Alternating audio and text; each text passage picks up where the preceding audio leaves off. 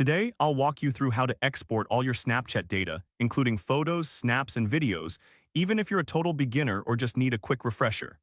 By the end of this guide, you'll know exactly how to save your Snapchat memories so you can keep your favorite moments safe and accessible. First, let's open your Snapchat app. This is where all the magic happens. Once you're on the camera screen, look for your profile icon in the top left corner and click on it. This will take you to your profile page where you can manage your settings and memories. Now click on the Settings gear icon, which is usually located in the top right corner of your profile page. This will lead you to a variety of options to customize your Snapchat experience. Don't worry if your dashboard looks slightly different. Snapchat updates its interface regularly, but the steps remain similar.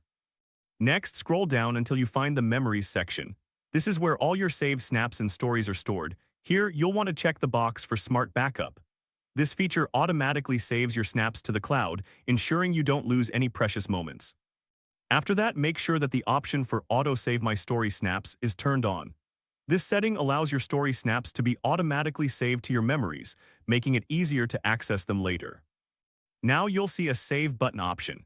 Here, you can choose whether to auto-save your memories to your camera roll, your memories, or both. This is a personal preference, so select the option that works best for you. Once you've adjusted these settings, you're all set to export your Snapchat data. This process is similar to organizing a photo album. You want to ensure everything is in its right place for easy access later on. If you followed these steps, congratulations.